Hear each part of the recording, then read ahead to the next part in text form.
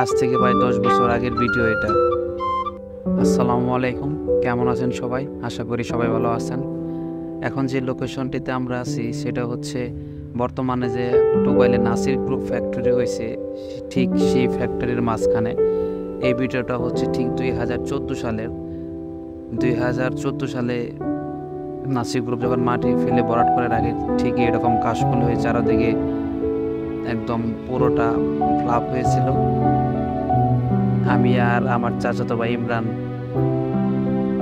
ঠিক সেই মুহূর্তে ছিলাম। এর দূরে দেখা যাচ্ছে রোডস অ্যান্ড হাইওয়ে।